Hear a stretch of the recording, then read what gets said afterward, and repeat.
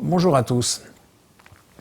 La paracha de Balak nous raconte cet épisode dans le désert où un roi de Moab, en l'occurrence Balak, a loué les services d'un prophète, Bilham, pour maudire le peuple juif.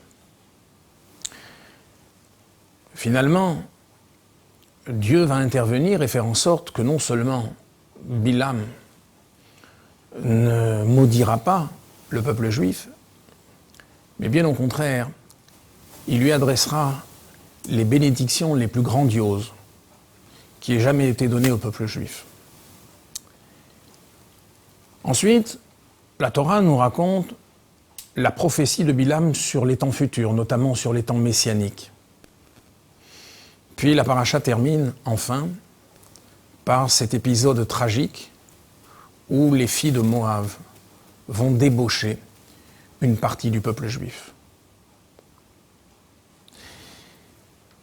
Il est étonnant de voir qu'une paracha de la Torah porte le nom de quelqu'un qui a voulu maudire le peuple juif. La vérité est qu'on aurait pu se poser cette question également sur Korach, qui apparemment est considéré comme un rachat, quelqu'un qui s'est révolté contre Moïse dans le désert, contre Dieu.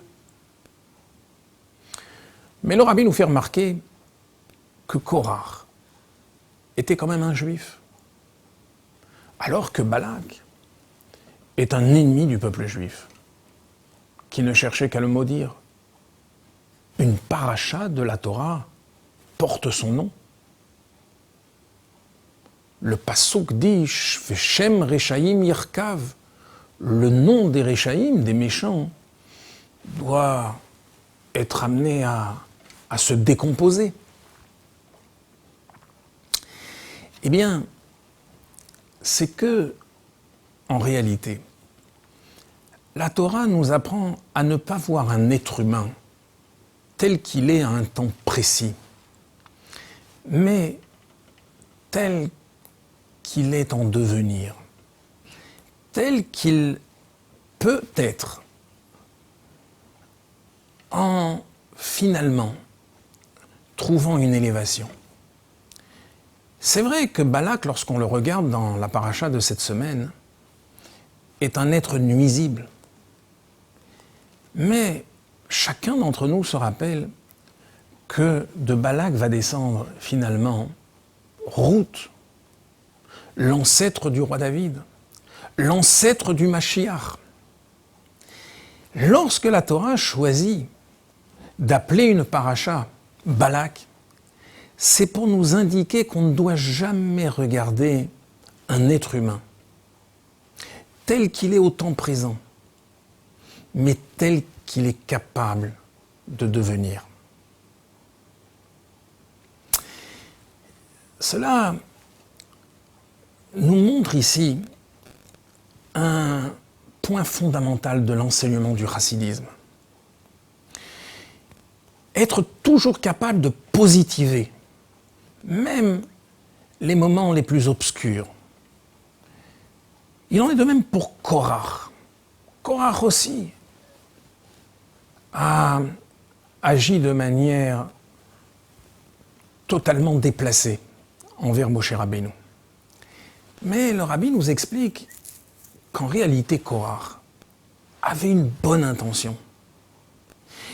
Il voulait la Kehuna, il voulait la prêtrise, c'est-à-dire il voulait participer au service de Dieu, il voulait trouver l'élévation suprême dans le service de Dieu. D'ailleurs, lorsqu'il réclame cette Kehuna à Moïse, Moïse lui répond « Mais moi aussi j'aurais bien aimé être un Kohen Gadol, un grand prêtre ». Ce qui signifie que l'aspiration de Korach était positive. La manière d'y arriver, malheureusement, a été complètement négative. Mais la Torah accepte que l'on nomme à nouveau une paracha sur le nom de quelqu'un qui s'est mal comporté pour à nouveau nous inviter à regarder le côté positif qu'il peut y avoir même dans cet événement apparemment tragique. Un jour, un jeune homme qui était d'une famille traditionnaliste a connu une non-juive dont malheureusement il s'était pris et de laquelle il n'arrivait pas à se détacher. Ses parents ont tout fait pour essayer de le convaincre de ne pas rompre cette chaîne en or qui nous relie au mont Sinaï.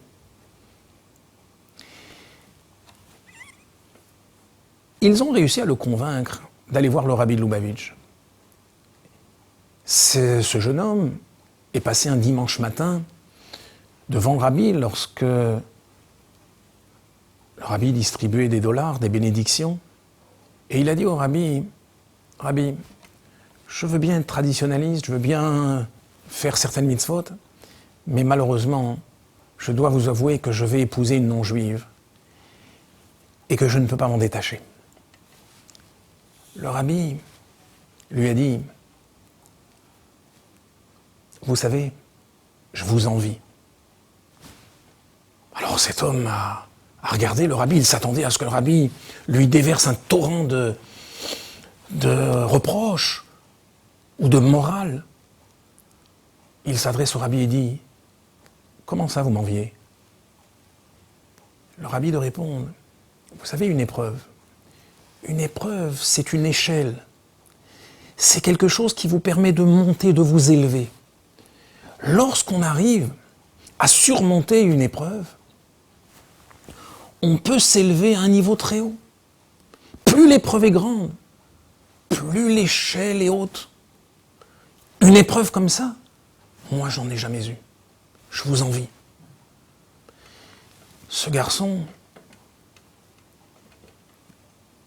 a quitté le rabbi, il est rentré dans la synagogue et il s'est mis à pleurer pendant 2 heures. Il a tellement été touché par la réponse du rabbi qu'il a finalement décidé d'abandonner cette non-juive et de rejoindre son peuple. Voyez-vous, c'est ce regard positif que l'on doit avoir sur chaque situation. Cette manière de toujours élever les personnes, les événements de la vie, c'est ce regard chassidique que le rabbi nous a donné et qui nous permet de comprendre la raison pour laquelle cette paracha s'appelle Balak. Au revoir à tous.